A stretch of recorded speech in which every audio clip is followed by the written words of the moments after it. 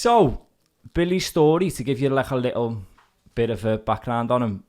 You went to Thailand. Was it a holiday at first? Yeah, it was like a 3-month backpacking holiday that Yeah. turned into... That many people end up doing, you know. yeah, Yeah, it was yeah. probably the first ever holiday I'd ever been on as well, in a sense. Was it, yeah? Yeah. How old were you when you first left for Thailand?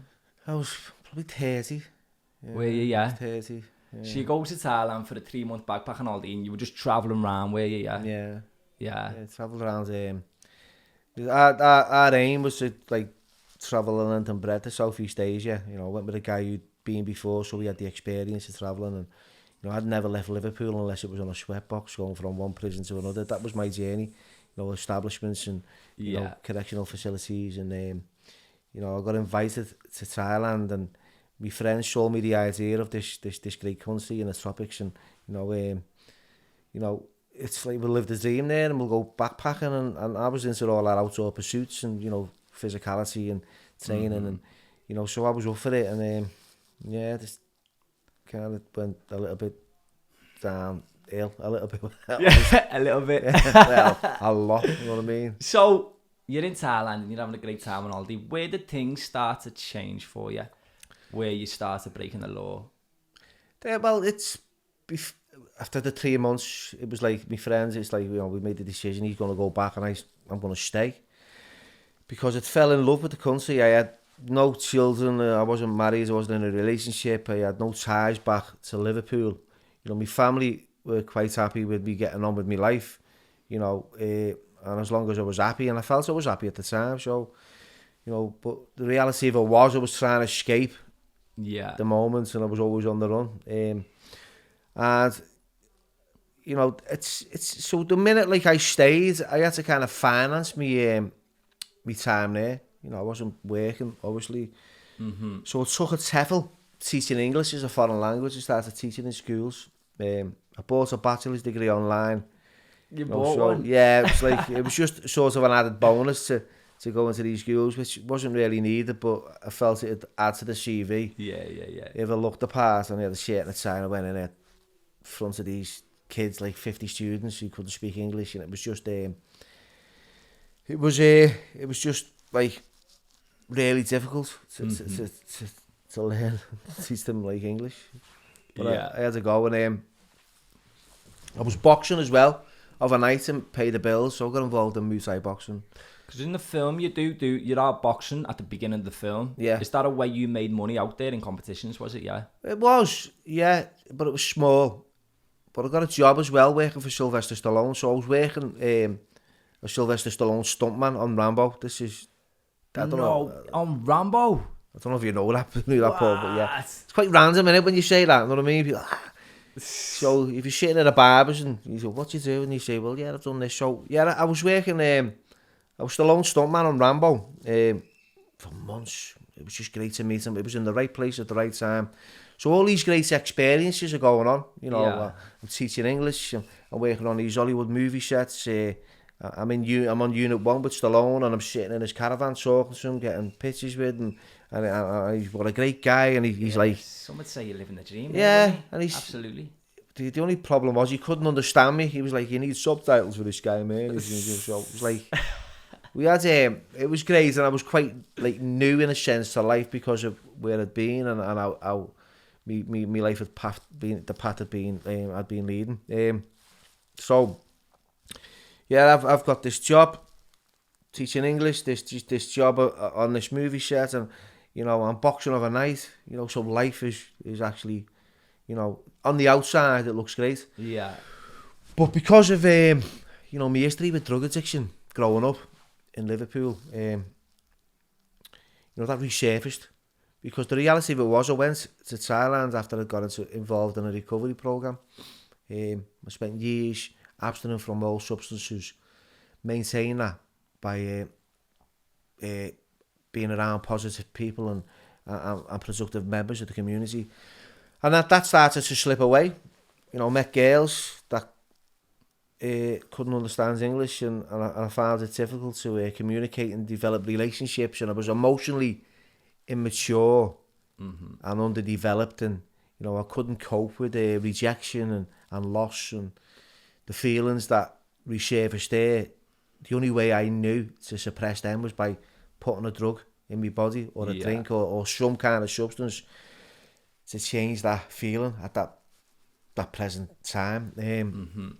So, you're in Thailand, you're doing these great things, and you're on drugs here, you know, every now and then, to numb some of your feelings.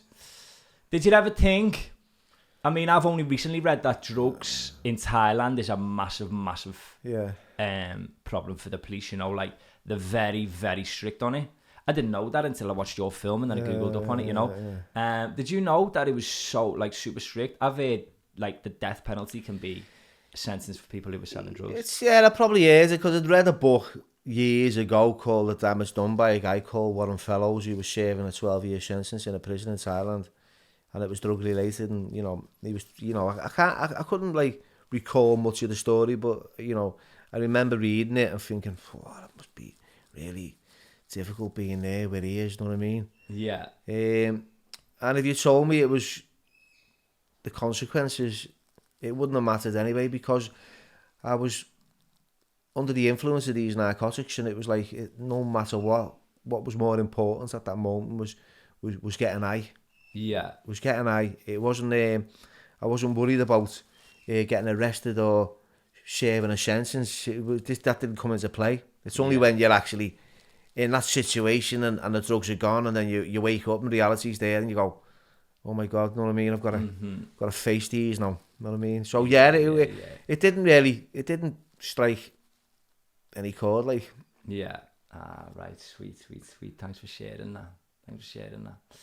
And before we move on to the police raiding your house, was there anything else that happened between when you start, you know, you're doing this film, you're teaching English, and then is there anything else specific that happened to you that you reckon would be worth mentioning before the police raided you? I just think I was involved in low-level drug dealing. Yeah. It was like I was trying to finance my own habit. I wasn't like involved with like a Colombian cartel, and, you know, my mind thought it was, you know, it believes it was, I was doing big things, but the reality of it was, I was living. It was a means to an end, you know, and I was because I could communicate with foreigners. Some of the Thais who were up there high in that level were supplying me with little bits, and I'd get by like that, in a sense. So there was lots going on. I was buying mobile phones because I started to become paranoid of this yabba, which was like, yabba's like, it's translated in English as crazy drug. I was going to ask, I've got a question there going, what is yabba? Yeah, is medication, and ba is mad. So it's like a mad drug. And right. So you said to me, this is called crazy drug. Do you want some? I'd go, yeah, give me 10 right now, because I was, you know, this one's called heart attack. How many do you want? I want a lot. You know what I mean? This one's called death. Any more? It didn't matter what the name was. It was like, it was what it was doing to me. And so yeah, it was I was slipping slowly, but, you know, it became like quite rapid. You know, I was quite fit. I was fighting. I was a teetotal guy. Didn't use, didn't smoke. Trained quite regular. Fought like every night. And then a relationship broke me down, and I couldn't deal with the feelings, and I couldn't cope. I didn't want to speak to anyone because I had all that male masculinity, that pride, and you know, I'm not going to talk to anyone regards this because I can deal with it myself. And, you know, and the answer was, I'll have a drink, and that drink just, you know, that drink, after being years, you know, clean from all drugs, and that was that changed my life. That one drink, and I speak about that because it was just that one drink, and that made me who I am, in a sense, today. Yeah, you know really? I mean? Yeah. So it was that one drink that spiraled you out, and then the prison thing started happening? Because I learned pretty quick early on that I had an allergic reaction to drugs. And I didn't break out in lumps and bumps. You know what I mean? I broke out in handcuffs, pain, misery, loss, years of incarceration. And that's kind of an analogy I would like to share it, because, like, it's, you know, I could go to bars in these boxing clubs in Thailand, I just drink water and think I'm okay. And someone said to me, but Billy, if you sit in a barber's shop long enough, you're going to end up with an haircut. He said, so, you know, if you're hanging around with bricklayers, you're going to start laying bricks. You're sitting in these bars drinking water, before you know it, you're going, I was like, nah, I'm okay. So I was getting complacent. I was taking everything that I'd achieved at that time for granted, in a sense. You know what I mean? Yeah. Thanks for sharing, man. Thanks for sharing. That's super interesting, though, how you can remember the one drink that literally changed the course of your life from then on. Yeah, I definitely remember that. Like, that is crazy. Yeah, I can remember what time it was, when it was, because I was in so much pain emotionally. I just wanted it to go away, but I had this internal conflict, because a part of me knew when I played the tape forward just that little bit, the consequences. And then you've got this self-destruct button which is going, nah, it's going to be okay, it's going to be different. So it was like two dogs just arguing with each other, you know what I mean? Yeah. And because it was there, and it was just there. And you know, like you've got ice in a shot of whiskey, and you can see the ice is melting because it's taken that long with the internal kind of narrative that's going on.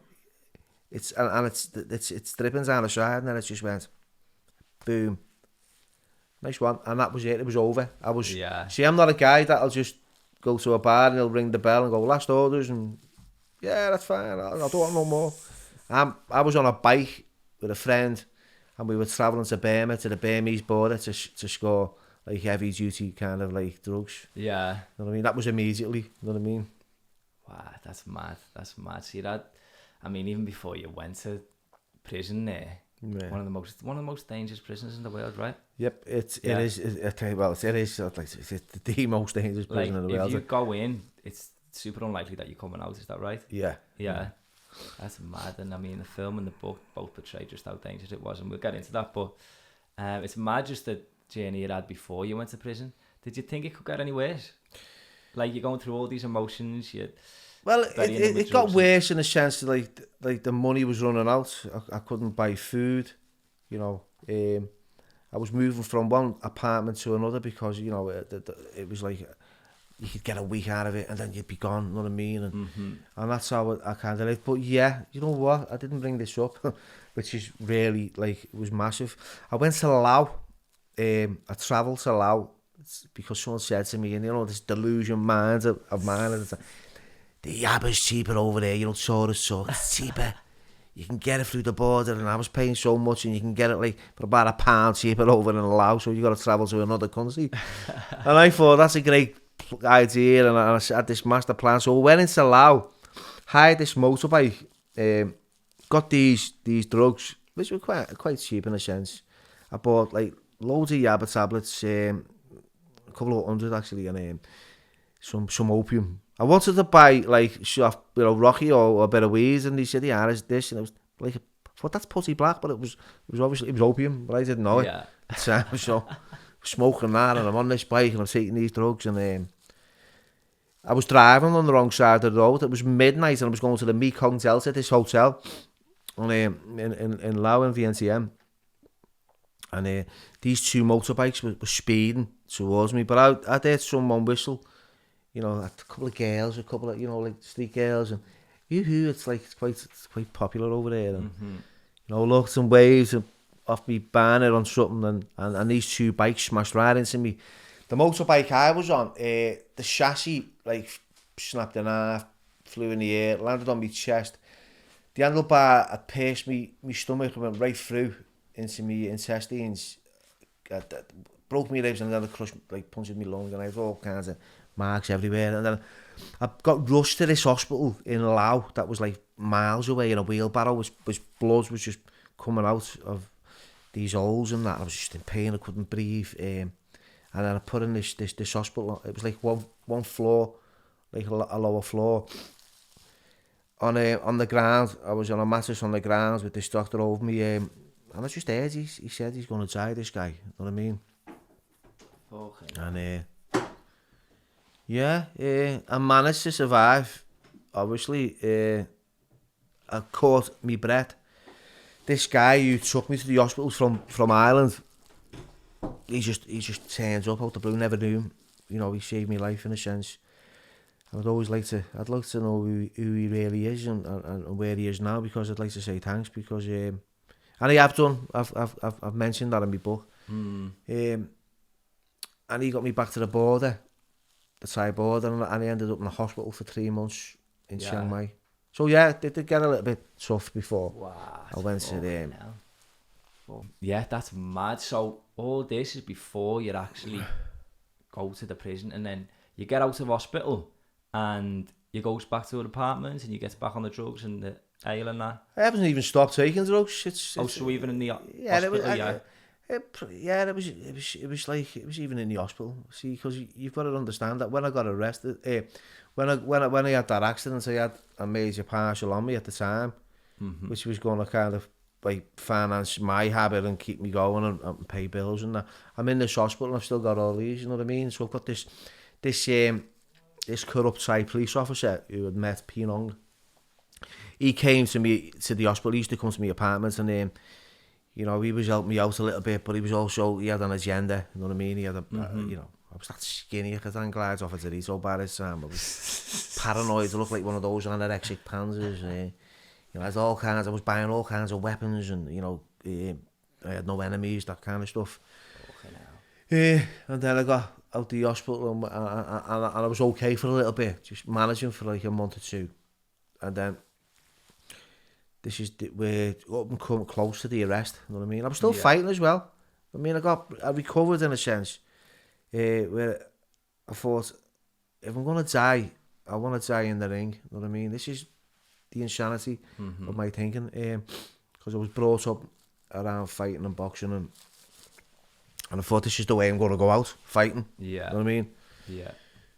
Yeah, so... And we'll get to it later, but there's a part in the film where you've got to have a fight, but you're advised against it. She said if you fight, you could die. Yeah, that was the final. Was that due to the earlier injury you had on the motorbike? Yeah, it was more. It wasn't the doctor that said that, because it was actually the boxing vagina trainer. Right. He said to me, you know, and I was like pleading with him, begging with him, you know, this is this is all I've got left. Because at that point you had to win that fight, didn't you? Yeah, you like had no other choice. Yeah, there was like, you know, big bets on me, and that. I owed kind of a lot of money off as well, so that wasn't nice. And some guy threatened to inject you with his AIDS if you didn't win the fight, is that right? Yeah, HIV infected syringes. They were improvised syringes made from barrows. It was weird the way they do it, you know what I mean? And they'd fill it with infected blood and you know, threaten you with loss of life. Mad that, innit? Yeah. Mad that. You got all that pressure on you, and you're told if you go in the ring, you could potentially die. But then if you don't go in the ring, then you're probably going to die anyways. Yeah, it was quite clueless in a sense. Fucking hell. But anyway, we'll get to that later. But let's talk about the arrest. So, did you get arrested for drugs or for carrying a weapon? I got arrested for a phone. You got arrested for a phone? I got arrested. That. My charge was actually handling stolen goods, namely a mobile phone. Oh, right. So when they've raided my apartment, I had a phone call which intuitively I knew that wasn't right. Something told me that, you know, why would he call me and why would he want to know where I am, and he's got something of mine and he wants to bring it to me, and I'd only just, you know, awoke and I was still half asleep when I got the call. You know, when I started to get a sound of clarity of mind, I understood that like there was definitely something going on. And I checked my front door and looked down, and there was these 4 armed response police officers running up the stairs. And I've looked around my room and I've just seen there's drugs there, and you know, I've got a Colt 45 on the bed, I've got samurai swords, I've got all kinds of weapons, phones everywhere, and you know, and the first thought was get rid of the drugs because that was the most important thing. Yeah. And I secreted them in the fashion that we do of the owl boot X, you know what I mean? And that wasn't because I was scared they'd take them or they'd find them. It was because I wanted them, you know what I mean? At a later date. And then sat behind the door, they were banging on the door. eventually they came in. Had me manhandle me, give me a few slaps with this gun and that they'd found. None of them weapons got exhibited in court. They were gone. So it was all just for the mobile? No drugs were found. There was paraphernalia, weapons that went missing, and it's one phone, you know what I mean, that they traced on a GPS as being stolen. And that was the charge, and I thought, okay, not too bad. Mad. That. So originally you charged with 3 years. Was that it for the phone? Yeah, that's what I got. 3 years. Yeah. 3 years for the phone. So you now got arrested, and you go to court. You get your 3 years. What happened next? Did you go to a prison first and then move to another prison, or did you go to your main prison first? I went to straight to Chiang Mai Central Prison up in North Thailand, and I stayed there for a year. But once I went in, it was like the first experience of going in there. It was just a nightmare. You went in. Was this the place where you went in and the person you laid next to for your first night's sleep was dead? Yeah, that was in a cell in Chiang Mai. There was 80 people. It looked like a mass grave when I walked in, and I looked down on the floor, and there was no beds. They were all sleeping arms and legs everywhere. You could see like bandages, like caked in yellow pus and blood, and you know, and they were eating. It was just, and it smelt. It smelt like shit. You know what I mean? Mm-hmm. The feces and the urine, and it was dead. It just permeated within the cell, and I got forced to sleep in this corner next to this guy. A lady boy called Tiffany with this little top on that said no money. It was a boot tube, like no money, no honey, and a pair of denim blue shorts with this big crazy bulge. And this guy, he was stiff, not moving next to me, and the lady boy going, you know, he's dead. And at this point you were on heroin, right? I was on everything. The crowd, it's like 80 people in there, did you say? There's 80, yeah. And how big's that cell meant to be for? That's cell is fit for 25 people. 25 people, so you're basically lying on top of people, aren't you? Yeah, you are. You're in rows of three. I mean, like, it's like arms and legs in between. You know, it's like rows of three widthways, and you've got like, you must talk like 25 in length, you know what I mean? Yeah, and you're lying on someone's legs there, yeah? Yeah, you've got someone's legs, so, you know, you wake up and you've got someone wrapped around you, you know what I mean? Or someone's balls on your head, you know what I mean? Or it's just like, it's just dead weird, because the dead intimate as well. It's you know, the closeness of it all. That is mad. It just freaked me out for a bit, like. So you're in prison, first night there, dude's dead next to you. That must have been a shock, like, as hell. You must have, I can imagine anyone in the world, especially if you're from UK or a country like this, and you end up in a prison like that. Obviously you were high. When you woke up the next morning, no, what was your thought then? I never even went to sleep. That's like, that was, I just stayed awake all night, until the lights shone through the bars in the morning, and it was like, you know, what am I doing here? Is this going to get any worse? And then realising that it did, you know what I mean? Yeah. You know, it was like a cacophony of people. It was like, it was just like, it's like coming out of a football ground. There's that many people, you know what I mean? Like, I was coming out of a shell. Yeah. Like hustle and bustle, and you're trying to get a bit of water, and there's queues for the toilet. You know what I mean? For one loo.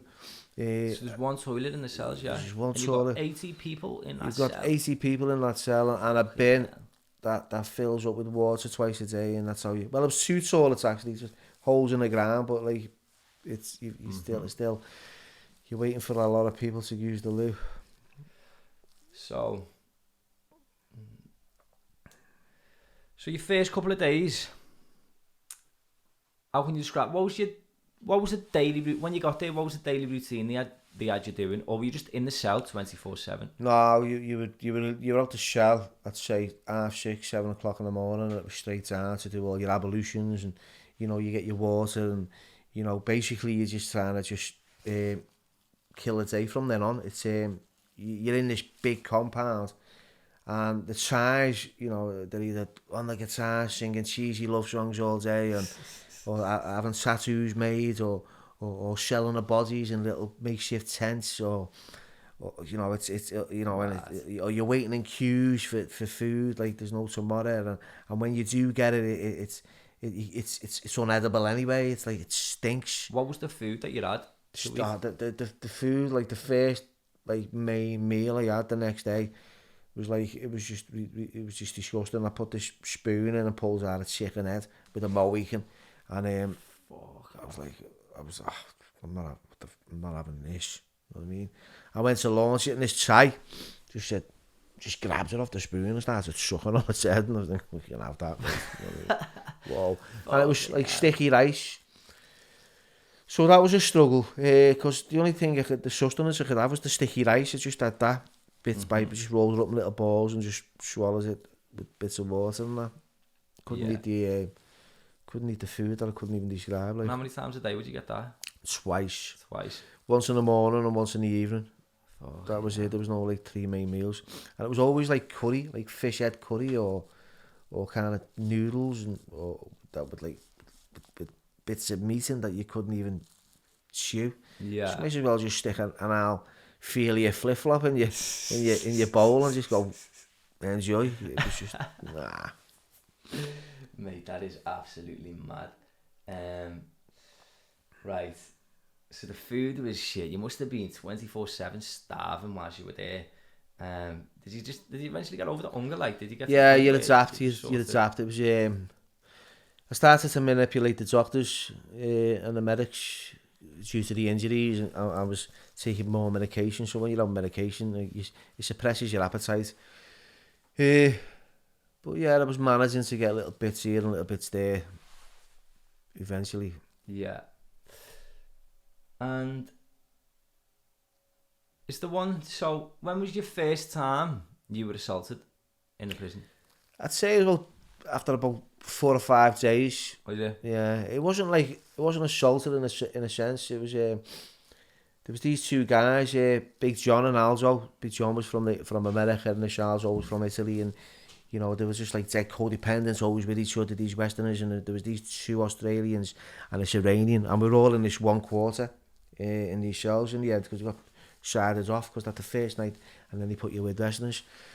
And I just listened all night to these 2 old boys getting abused, and you know, verbally through the bars by these other guys. And I'm like a rebel without a cause. I just jumped up and said, you know, we're supposed to be here collectively as a group, and Westerners, we support each other. They go, fuck off. And so in the morning, they've all come out, you know, with a bit of beef with me.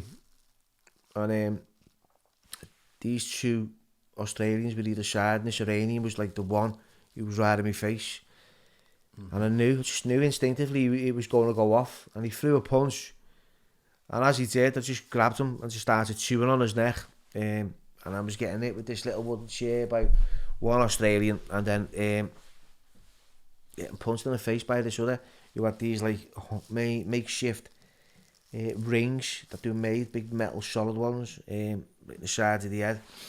So yeah, that was probably the first bit of violence. It was my young people as well, in a sense. Mad how it's like the first bit of violence you had wasn't actually with someone from Thailand. No, but that was like moments after, because I was taken down to the medics, and because I was arrested, I was all over the national newspapers and in the news in Thailand. Sylvester Stallone's one-man boxer, this, that, and the other. So the Thais knew that there was a little bit about me, and when I was in the medics room, they were mocking me and making fun of me and trying to humiliate me and say, good boxer and all that, and I reacted.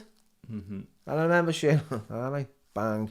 Well, that's one thing I was going to say was, it didn't seem like in the prison you were afraid. Like, were you on your own at this point? Did you have any close mates who you could fully trust yet, or were you still just on your tad? No, I'd done most of my sentencing on my own. She was still just on the tad, but you weren't afraid to like stand up to even groups of people, were you? You know, when they were fucking around.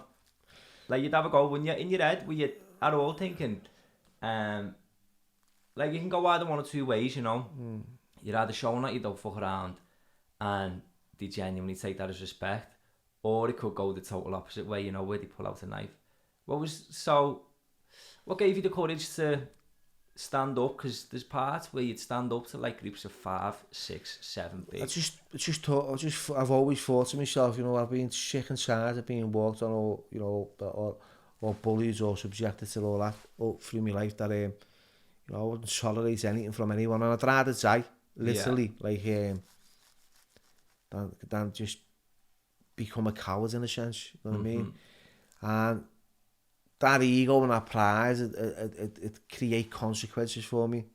You know, you gotta remember, I'd lost my ear. I'd been slashed, you know, years before. You know, I wasn't on a catwalk trying to prove I was good looking or anything. So I had no like vanity about our looks in a sense. So a few more punches in my mind was like, it didn't make any difference. And I probably wasn't thinking straight in a sense, but I just knew that, nah, Yeah. I'm not going to tolerate this. It's probably good you did respond in that way, because did someone get raped while you were there? Oh yeah, that was more on more than one occasion. Was it? Yeah, that was a regular occurrence. That just kind of got portrayed. The same person? Or no, it was like different, like newcomers coming into the prison, and if you look quite feminine and vulnerable, yeah, you were easy meat. So that natural aggression that you had, yeah, when you were trying to fuck around, would you definitely helped you in that respect, didn't it? Yeah, I don't think anyone fancied me, but yeah, quite grateful, to be honest. And then, am I right in saying that one morning you wakes up and someone's hung themselves? That was regular. There was you'd walk past shelves, and you know, I remember 2 at one stage was were hanging off the bars in different shelves. And you just got to walk past. And so, I mean, the first time that happens, no doubt it's a shock. Like, I mean, you thought the first day you get there, someone's dead next to you lying in bed. But no doubt seeing someone hanging for the first time is a shock. But did it eventually just get normal to you? Yeah, it became normal, because every time, because I'd go to the healthcare every day to pick up this medication, and I'd be standing over white sheets with bodies in them, you know, regular, with it being cast out. I mean, there must have been about 3 or 4 bodies going out that prison every week. It was, you know, it was twisted, like, you know what I mean? That's mad. That is mad. So, I want to talk about the iron cuffs you had on your feet. Yeah. So when did you get them on? Did you assault someone? Is that why they put them on you, or? No, you get them when you go into prison, like for the first 3 months, most of the time, or when you go to court, and they're like really like, something like the medieval era. Yeah. You put your like a metal hoop in your on your ankle, and get a metal bar and then squash it down onto you, just so it moulds. And how heavy were they? They were 3 kilos. Were they, yeah? Yeah, and it'd be just jingling like all day long, so you'd have to have a piece of string in the middle, and so that you're walking around like that all day long, you know what I mean? Fucking hell, that must have got frustrating, that, mate. Having them attached to your feet. So that's just for everyone for the first 3 months, is it? Yeah. No, it's not for everyone, but I was quite unruly and troublesome. Yeah. I was, because I'd been in a couple of days, and I ended up in these fights, and then I getting put in punishment blocks. And the punishment blocks were fucking tiny, weren't they? Yeah. Yeah. They were just like little. You couldn't stand up in them? No.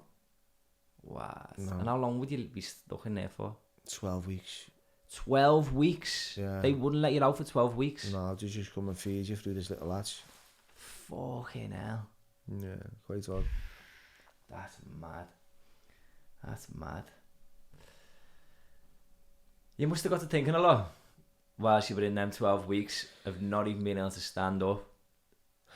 I got to thinking of wanting to end it. Yeah. You know, but just not finding the courage to do that. It's and something just kept igniting this, like, you know, this little bit of hope in my soul, saying, you know, you'll be fine. You know, just push on one more day. And there used to be these 10 rules that got read out every morning that, you know, everyone listened to, and one of them was that it was against the rule to kill yourself, and I was like, who's asked? Who's going to know anyway? But what happens was, if you did it collectively as a unit or as a cell, they'd all be punished, and punishment was quite severe over there. Really, yeah? Yeah. That's mad. Fucking don't kill yourself or your cells getting it. So, physical disease in the prison must have been quite heavy. Yeah.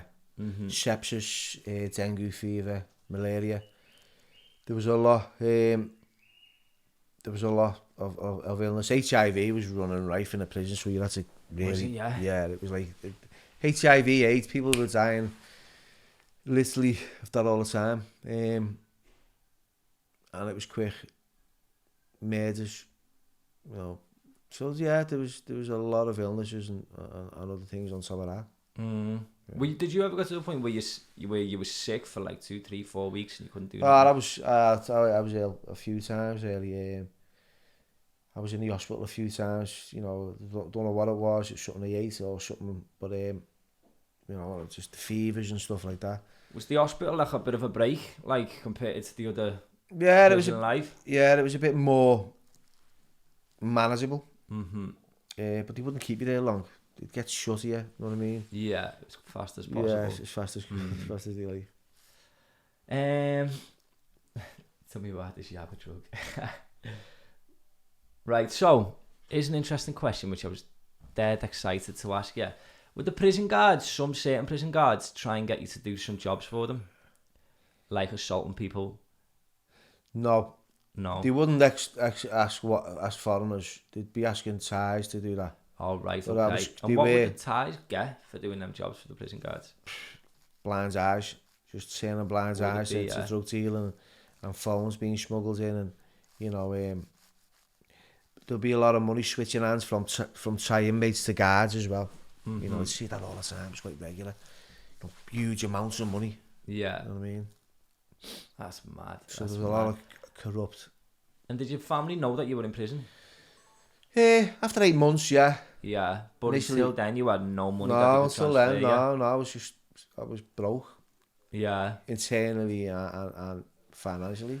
And what could you, if you had money in prison, apart from cigarettes, what else could you get? Could you get any treats for yourself? Yeah. More food? Yeah, and stuff yeah. Could you? If you financially like well off, you could, or even just had a bit of money, you'd be fine to buy like your own meals. I mean, they'd come in little bags, little seafood bags, like fresh rice and chicken and stuff like that. You know, bits of bottles of Coke and Ovaltine and little sweets, little tight treats that they had. It's like heaven compared to you know, and we used to have this. See, I was lucky. Well, we were lucky as a unit. The Westerns, we'd have missionaries come to visit us twice a week and buy us like soya milk and cake and fruit. Mm-hmm. So we'd be okay. Yeah. You know what I mean? Yeah, sweet. We'd be okay, but it wouldn't last long. And what point did your family find out that you were in prison? It was my mum, really. I used to phone her all the time when I was on the outside world, outside of the prison. And she hadn't heard from me, and she contacted the embassy and, you know, the consulate, and then they told her that her son was in prison. That's how she... Right. I just got a letter off my mum, out the blue. Oh, what's going on? I've heard this. And I was like, oh. Yeah, that was quite sad, really. You know what I mean? Yeah. No doubt you did want to hide it from her, but did it make things easier when she knew? Was she able to transfer you some money and make your life a bit easier in prison, so she could pick up the likes of cigarettes to pay for things? Well, no, because she wasn't financially well off, but it kind of opened the door to friends finding out, and them sending me parcels in and postal orders, in a sense. Yeah, financing me a little bit more. That is right. It's right. So, I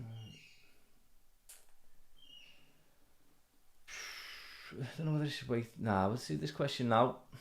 No doubt every single day in there was a low, right? Must have been like a depression lingering there every single day. Can you remember your lowest day in there?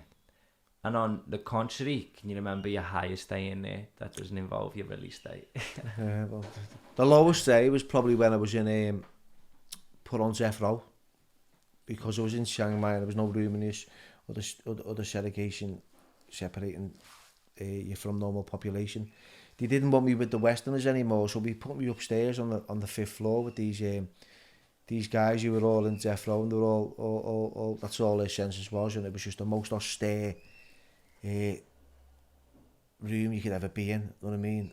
And I had such a small sentence, but because I was so troublesome, they just left me in there, you know what I mean, for months. Yeah. And I was taking tablets off this guy all the time, and I'm a Stripteline, I don't even like them, don't even want them, you know what I mean? I just didn't want to be in reality, but it was just bringing me down even more. And I asked this Thai guy, could I buy his shoelaces? Because I wanted to hang myself at the bars, and he convinced me it wasn't a good idea. But that was probably the lowest of one of many in a sense. And the highest was when I won my first boxing competition in the prison. And there was that like camaraderie, and you know, the team coming together and feeling a part of something and involving me, and it was like, you know, breaking bread and learning me Thai, and I'm learning them English and vice versa. It was there were moments, and you know, that I enjoyed. So it wasn't all bad, but it wasn't all good either. You know what I mean? Yeah, and that's a good way to start talking about. Did you find out? Did you know boxing was a part of the gym for the first couple of months? Yeah, you could hear it. You know what I mean? Yeah. It was quite. But then you went, I need to get into this, otherwise. Yeah, I was encouraged by one of the guards, because he said, you know, he liked me, and he spoke pretty good English, and he said, you like the Oscar de la Hoya, this prison, but you're going to end up dead the way you're carrying on. And I'd encourage you to join this boxing team. And they were like being really unreasonable. Well, we don't want you because you're round a bend, and you know, I don't blame them, because it was quite volatile and unpredictable and scatty with it all, and there was this moment where I needed to change, and I was like, what am I going to do? And I went with a carton of cigarettes. He took them off me, opened the gates, never said nothing.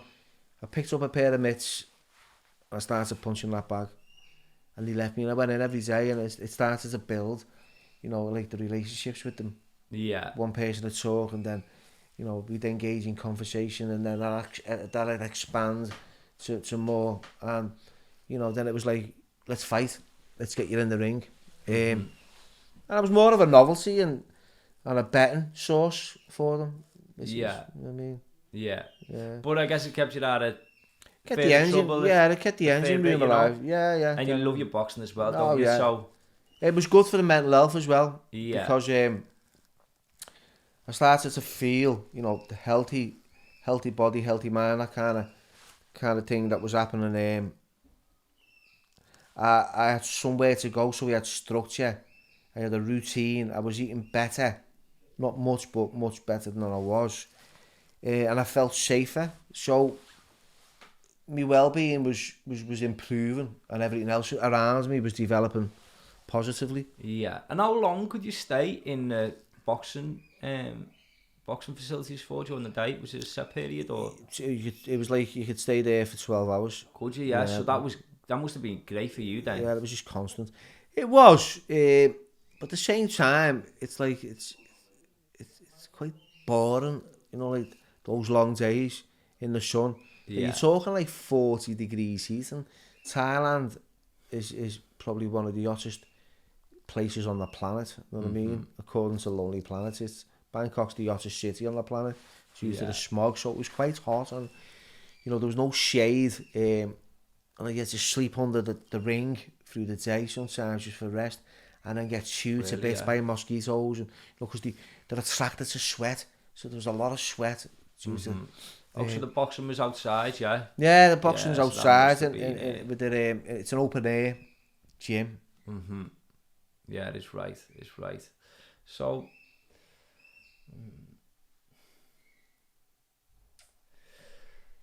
you're into the boxing now, and you're starting to make a couple more friends there, right?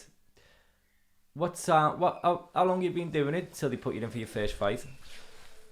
I'd say about 2 months, pretty Was it, quick, yeah? really, yeah. Still I got sort of, like, fit, in a sense. Mm-hmm.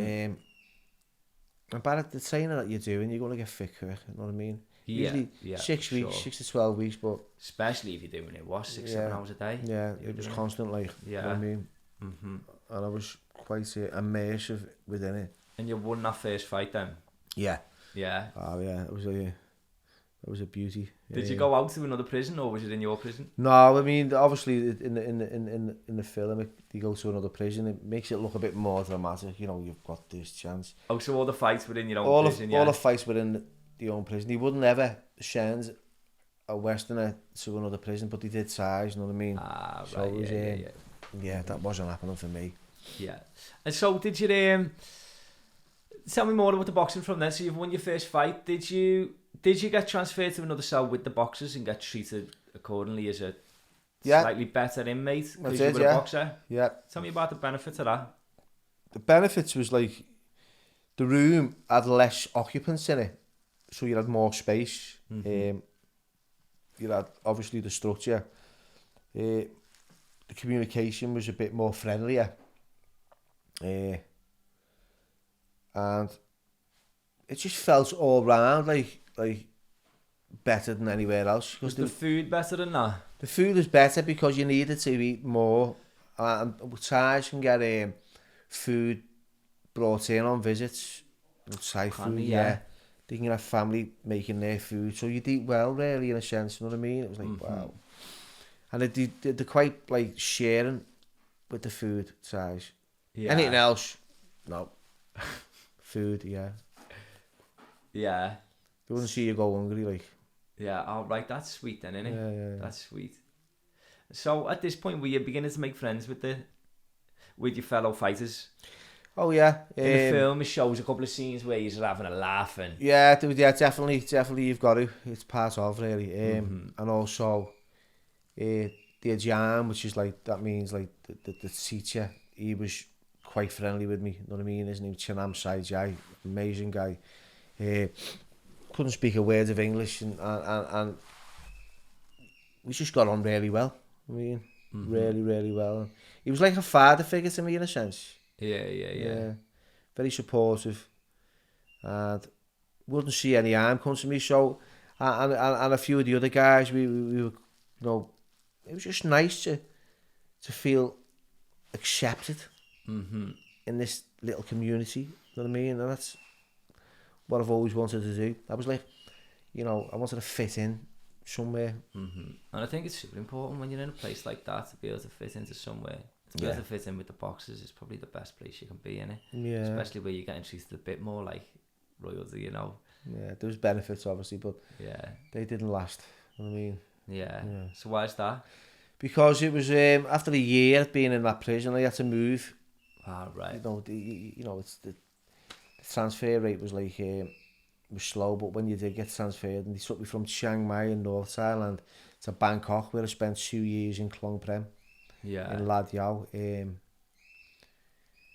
was like 1,000 kilometres from where I was. And how did things change when you got to there? Massively. It was like a bigger prison, a bigger complex.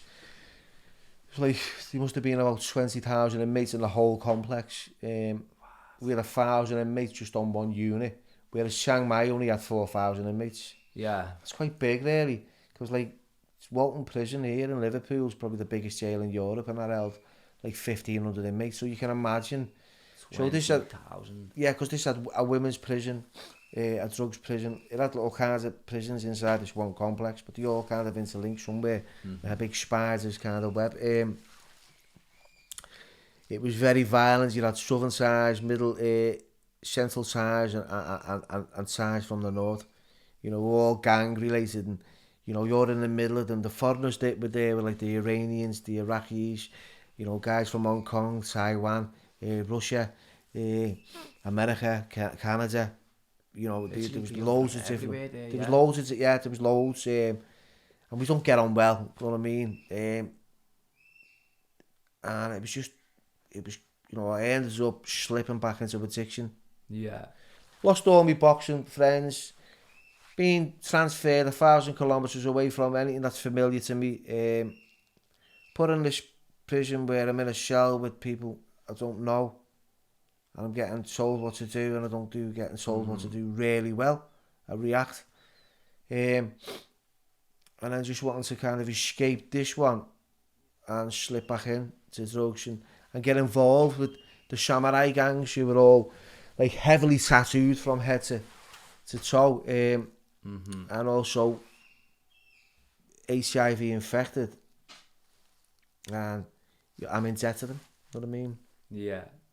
I'm in debt. So that must have been mad, 'cause after a year and you finally just about became sort of accustomed, you could say, maybe, to your old prison, your first prison. Adapted, Adapted a bit more, you know. Like you said, become familiar, and then they move you. That must have been fucking heartbreaking. Yeah, it was. Yeah. You finally made some friends and that. Got into your boxing. But anyway, you go to this new prison. Did they have a boxing thing there as well? No, that was like one thing they never had was a boxing team. Yeah. In Lads Yao, yeah. So I struggled. Couldn't train as much. The addiction's kicking in. I'm in debt. I couldn't feed myself. So I've lost everything in a sense. You know what I mean? I'm isolated. I'm separated myself from everyone. And life become really, really lonely. Yeah. Really, and very quick. So, tell me about the first year in that prison, right? Was there any events that stuck up, or did you just keep yourself to yourself, stay low? Was there anything in particular that happened? In particular, you know, I witnessed a murder in front of my eyes within the first week. Was it? A guy getting stabbed at least 50 times. Death shots in the neck, in the back. Where was that? Was that in the cell or? No, this was in the compound. It was what I learned was like he was a young kid and he was in debt. Well, the drugs are something to do with some other gang. They had a bit of conflict. You know, I couldn't really work out what it was, but he got killed. And there was an hit on him and he chased him, caught him. He was running, he was screaming as he was running. He got it with a chair. He went down. This guy behind him started stabbing him with this big long kind of knife that he has. And the screams were just inhuman. That's all I can remember. And it all happens in slow motion. And I felt really guilty for not intervening, but I just knew that it wasn't my place to step in and do anything. And then he just put him in this trolley and just wheels him out the prison. I mean, just blows everywhere. And every night for the first couple of weeks, I was just replaying this like movie in my head of that scene, and it wouldn't shift. And I was in debt to these same guys as well, and they were like, this is where I kind of paid them off by begging these missionaries to help me, and they financed the death for me. But that left me with nothing. You know what I mean? Yeah. No one to connect with, no ties, you know, no running and zigzagging here, there and everywhere. So yeah, it was a bit tough, like. Yeah, that must have been super, super traumatizing, like the first fucking week. You know, everything was going better than that, you know, average, you could say, in the other prison. Yeah, but then... you could say positions were, and then you go to a new prison. It just became normal in the end. You know, you'd see stuff like that regular. You used to have to wait in this queue to get hot water, and it'd drip out, and it'd be like a big, massive queue. And I remember this guy's come running out of this... the cabin where the officers are, the prison officers stay, stabbing himself in the neck with an ice pick and the chest, and took himself hostage in a sense. And blood was everywhere. He had AIDS, you know what I mean? No one would go near him, but everyone stopped and looked, and I thought, oh, this is a good time for me to go and get some hot water. That's how normal it became. Really? Yeah. I just went and... What? Nice one. And it was like, I tell people this when I went back to Wandsworth, it was like, and they were just shocked and horrified at what I was saying to them, and it was like, Well, yeah, it was sounds. It was Just literally became the norm. Yeah, it became that way. And normalised everything. So there was a lot of trauma to deal with, and how I dealt with it was by writing. You know what I mean? So you wrote in there, yeah? Yeah, I started just to write. Yeah. So you started writing your book in prison? Yeah, just documented like everything, the actual factual information that I was up against. Journalised it, smuggled it out with me in letters. So papers and pens, or papers and pencils? Yeah, it was all about or... Yeah, that's the... But you could get that, You could get that kind of easy. stuff, you know what I mean? Yeah. You could get anything in them prisons if you were connected, you know what I mean? Yeah. So, wasn't that... Didn't know that you started writing your book in prison? Yeah, that's when I started. I just started writing little bits and just daily journals and things that really stuck out. And they do say, psychologists do say just journaling daily can help you get your just thoughts onto paper, get them thoughts onto paper so as they're not just racing around and banging from A to B up there. Yeah, but it wasn't because of any kind of trauma I was feeling. It was just because I couldn't believe what I was seeing and you couldn't invent it. And was it? So actually kind of like this has got to be told. How corrupt this is. The violence. The degradation, the isolation, the way they separate everyone. The way they punish everyone. You know what I mean? The beatings were regular. The killings, the rapes. This was definitely not normal. Mm-hmm. You know what I mean? Where I come from. That's mad. Can you think of any other events? So that's a fucking big one. The dude got stabbed 20 times? 50 times, 50 easy. Times. Must have been. Yeah. That's fucking mad. So can you think of any events after that stood out as big as that? I mean, I think at this point, as you said, you're very normalised to it, aren't you? So yeah, I mean, it was people had to get on. Mm-hmm. People had to, I'm not going to... Every day was like that, because it wasn't.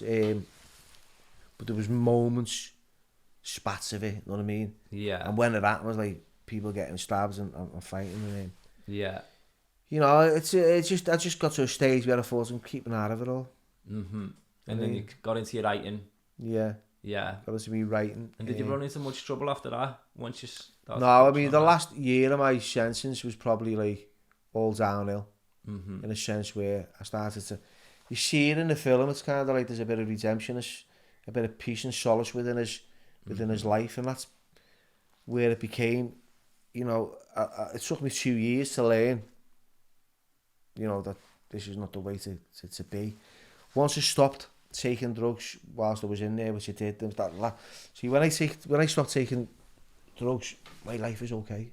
Mm-hmm. I've got no problems, there's no issues, there's no consequences, and that's what happened. I stopped, paid this debt, didn't want to die of a slow death sentence with HIV infected syringes, didn't want to get raped, beaten or battered again. Not that I did get raped, but that was the kind of stuff that was going to happen, and I had this I had these guys were all eating food. This is how I kind of survived. Well, this is how I did survive, not kind of. I was watching these Muslim guys eating this food, the southern Thais. It's a thoracic country, Thailand. It's very thoracic. It's a thoracic state, which is kind of religious, king orientated. You know what I mean? They worship both and massively. The king is just as big as their god in a sense. So that thoracic state is the flags are everywhere. The national anthem is played twice a day. You've got to stand to attention, and every morning at 8 o'clock, and that tune goes on in your head constantly. So there's kind of routine in that area, and then these southern sides are eating this food, and the Muslim and they see me. I'm hungry by this time. I'm clean. I've got no drugs. I've got no money to buy anything whatsoever. I'm eating the swill that they get the dishing out. And they invited me to sit down, and they said, you're welcome today. And I said, can I come back tomorrow? They went, well, truly only the Muslim brothers eat here. Mm-hmm. So I thought about it, and I went back the next day with a sarong on that I borrowed and a skull cap. I said my name was Yusuf Muhammad. I was going to say Muhammad Ali, but I didn't know any of the Muslim names. I just knew this guy was called Yusuf, and I thought, Yusuf Muhammad Ali, I'll just blag it this way. So they sat me down and just fed me, and then moved me into a cell. And I was in their cell for the last stretch of my sentence for almost a year. Getting woken up like early hours in the morning to pray. Yeah, because they do it. Yeah, fire, the Fajr, you know, I had to do the Hashada and the Bismillah, and I was doing all these citing this Quran and reading the Quran, and not having any idea what was going on, but just grateful that I was getting fed. And all the Westerners that were going, you're blagging this, and I was going, it's just a massive word. I'm still alive, mate. Still alive. Mate, you know absolutely. What I mean? I'm living. And I felt safe, and collectively, again, it was like a team. And I met some wonderful guys there. I met some really wonderful kind of inmates that were loving, caring, you know, understanding and had compassion. And it's just kind of like the last kind of leg of the sentence was okay. Yeah. It wasn't great, but it was livable. Mm-hmm. You know what I mean? I managed then, you know, by the time to really adapt to my surroundings. And yeah, that's good. Until he got me repatriated. What's that? That's like transferred from Thailand to the UK. So, that was going to be my next question. Okay. Thank you for sharing all your stories in the prison, man. It's flipping. It's traumatic to recall sometimes, you know. When I'm talking to you, Paul, it's like, it's right there on the surface, and it's like, it starts to pull me away, you know what I mean? And I start going into that mode. Yeah. So I struggle, but I know it's also important in kind of like sharing this kind of stuff, you know what I mean? Yeah, for sure. And maybe someone will watch this at some point. Well, I got in a Thai prison. I got an email yesterday of someone's mum who watched the Sue Geordie podcast and went, you know, I just got an email saying, you know, I'm really grateful. My son is suffering the same. And, you know, that's inspired him to change. And that for me was enough. You know, that someone to be inspired by someone's, like, so people we love, don't we? Like, humans are great. They love, like, a human interest story. Someone who's worse off. I'm reading books in a prison in the UK about a guy, right, called Warren Fellows, who's suffering in a prison in Thailand, and I'm going, whoa, I'm grateful I'm here. Wow. Oh, what happened there? Right. Then I'm in Thailand reading a book about some guy in a prison in the UK going, that's yummy.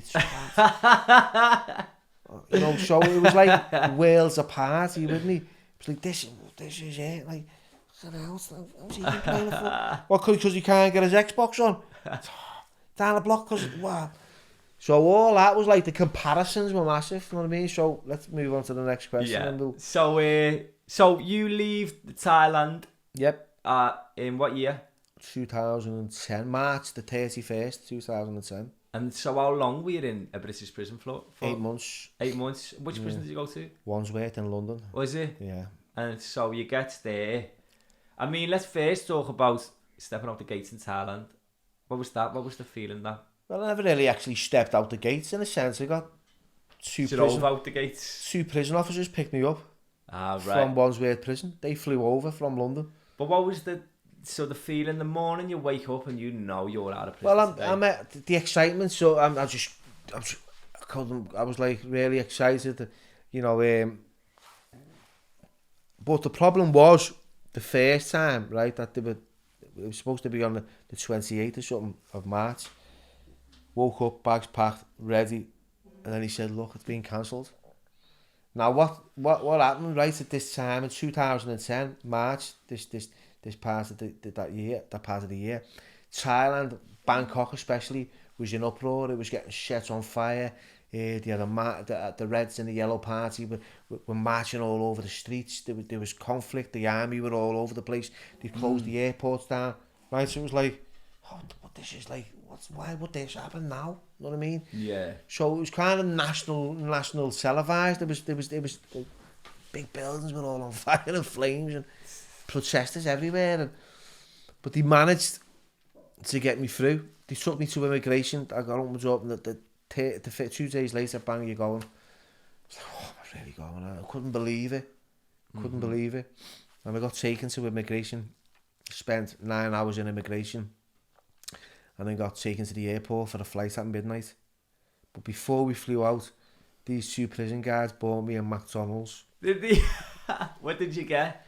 I think I got a Big Mac meal and a milkshake with ketchup.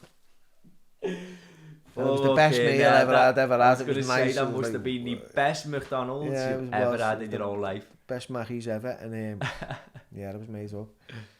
Yeah, so and it's just like, I find it fucking mad, because if I was going to prison in Liverpool, I'd be fucking gutted, you know. I'd probably be in tears if I found out I was going to prison. Oh, you would, Paul. You know what I mean? I was when I first went. And then, yet, you're in a Thailand prison, and the fact that you go into a British prison is like, thank fuck for that. Yeah. You know? Like a Premier Inn compared. Innit? Yeah, it was like, you know, I was the only Scouser in this cockney day. Oh, fucking hell, mate, these fucking chips are cow, mate, now, mate. Fucking chips. I was like, chips, lad? Got chips. Fucking chicken legs, seen the of these cats. I was a chicken. Fucking EastEnders, you ain't on tonight, mate, lad, and why? I was like, fucking EastEnders, don't fucking sell these. I was like, just listening to all this and thinking, wow, lad, I've just been in a fucking mass grave, in a pad. With these, but then I understood that it was as tough as it is for people and myself where we are and where we're at. It wasn't like the prison was mostly in your minds, and the focus I had was like, you know, you could be locked up even when you're free. You know what I mean? You know, so it's your liberty that's being taken away. Yeah, I like that. So I realised that, like, by writing and that therapeutic kind of catharsis of putting stuff down on paper, and that internal narrative that I had, and that drive to explore, like, the descriptive side of things, was good for me. It was quite healing in a sense.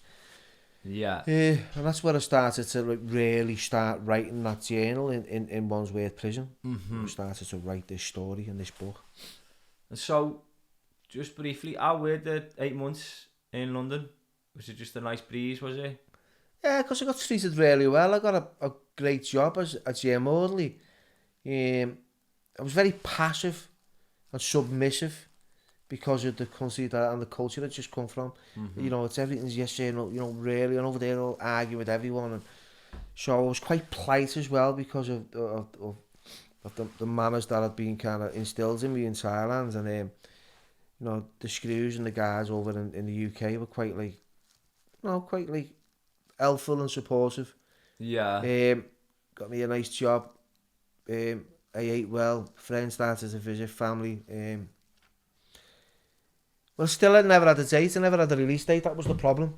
Right. So it was mad. You know what I mean? I've done like almost 3 years, 8 months by this time. Because there was all the red tape. I was still under Thai law, and I was still a Thai inmate. I had no... they didn't know what my charge was.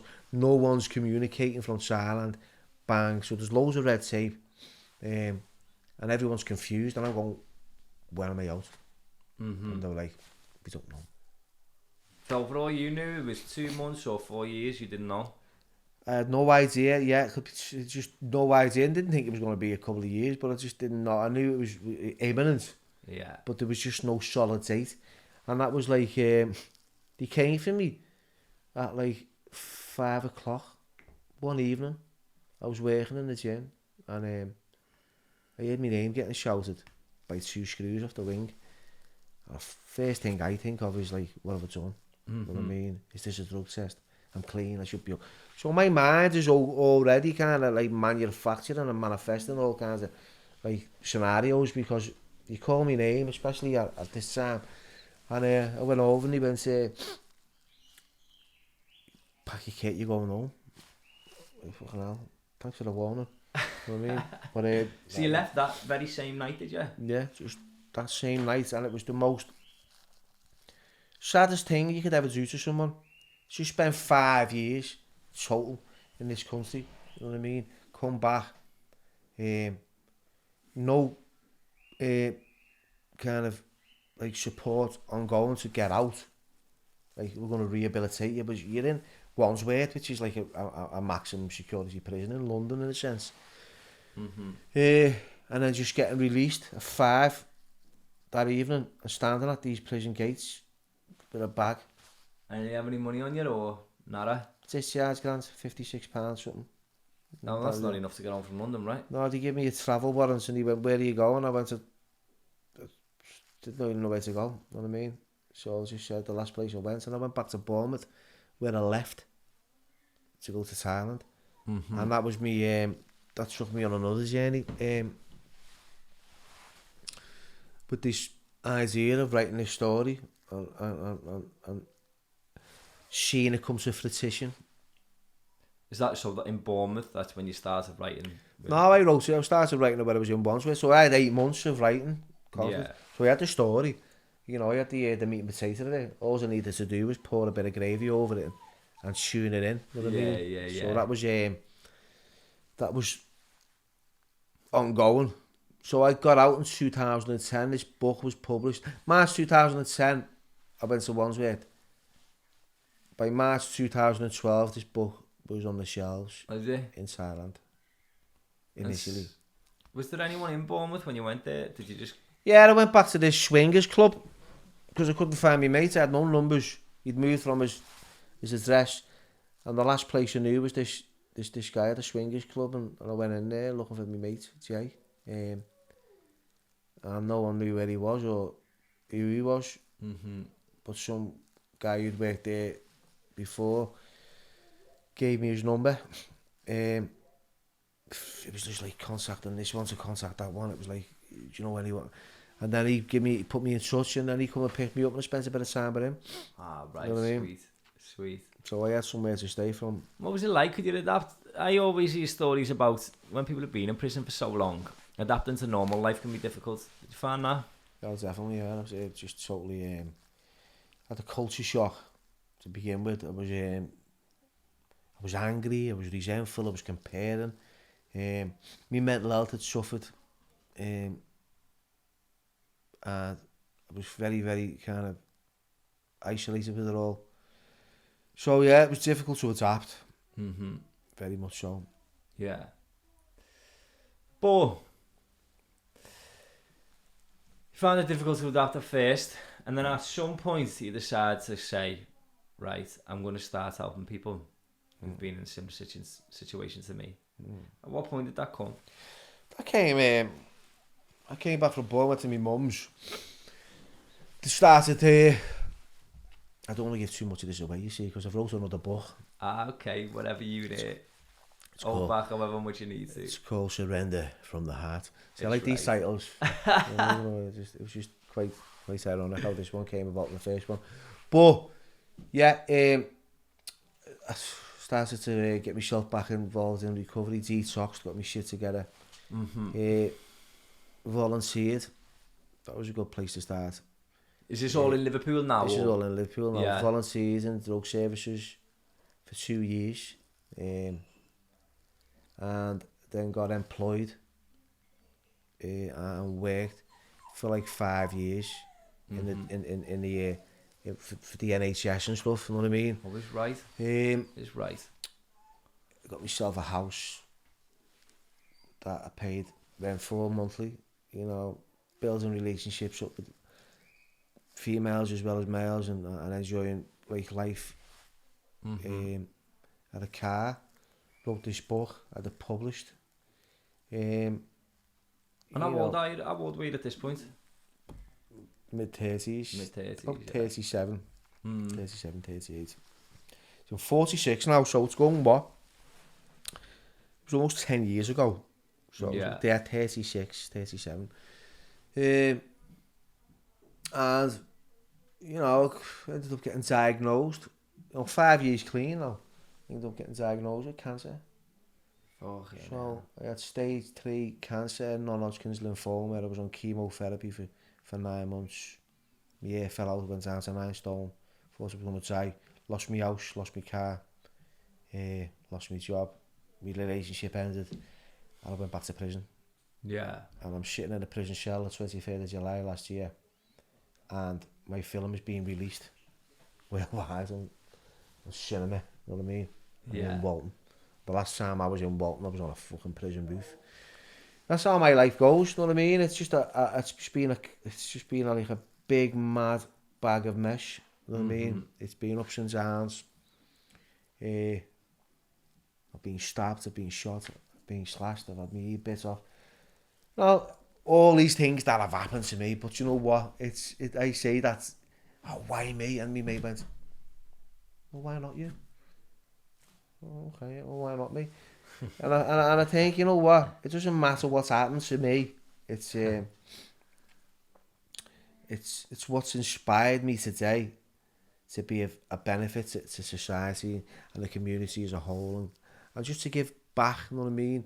Especially to the guys with autism and my brother and stuff like that. You're big on autism, man. You're supporting Yeah, because my brother's got autism and he's not suffering with it. He's blessed with it. Which great, you know what I mean? He's a great kid. I like that. He's just lovely. Like that. Got a great life and relationship with him. Yeah, it's right. So you're helping autism a lot now, but you're also helping people with addictions and stuff like that as well, are you? Yeah, if people want, you know, I'm involved in a lot of discussions, group discussions with people around that stuff. Yeah, and I'm guessing a lot of people, maybe some people will come boxing with you and have boxing sessions with you as a way to help them. That's brilliant. Yeah, and stuff like that. Is that right? It's improving on the fitness, and you know, if I can kind of like go from what I've gone through and all the injuries I've been, and the diagnosis, the meningitis, the cancer, the lot, you know, me hepatitis, everything, you know, and I contracted that when I was boxing in Thailand. You know, clear all that. I come from the grounds up and then start building myself up and then training and getting physically fit and then stop taking everything. You know, I don't smoke, I don't drink, and I definitely don't take drugs. You know, slowly to build my life back up. That's an achievement. That is like a lot of people would just lie down and get walked on, and I don't, you know, I think we're only here for a few short decades, you know, and it's about like just enjoying life, because we can spend too much time worrying about what's going on when we're missing what's happening right now. It's like I'm on the phone, my brother's trying to talk to me, and I'm scrolling on social media, liking somebody's roasties on Facebook, or someone's like holiday pictures in Spain, and our kid who's sitting next to me, who loves the bones of me, by the way, wants to say, you know, how are you and what's going on, and I don't know what I mean. So I soon realised by putting our phones down, the people that are sitting next to you are the ones that love you the most. Some daft kind of like social media mogul, you know what I mean? No, I like that, because one of the questions we're going to finish on, we're probably going to finish it on now. I'm just trying to think if there's anything else I want to add. There's so much else I want to... Let's get inspired with one big question. We could be sat here for 5 hours, but I don't think my mind could manage it. So, let's finish it off with this question, and I got this idea off the Jay Shetty podcast, which I really like. He's got it. Jay Shetty. Never heard of him. Got loads of great people on his. He's got it on Spotify.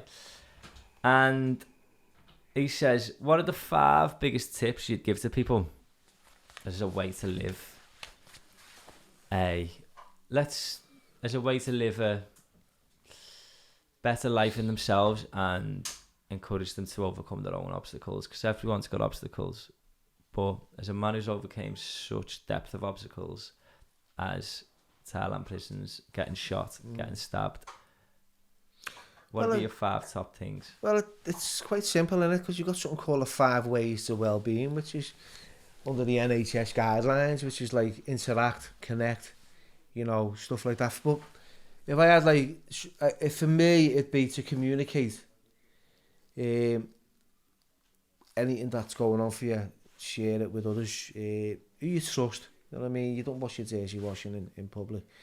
I'd also, you know, encourage people to get themselves involved in some activity, you know, and not all people can because some have got disabilities, obviously.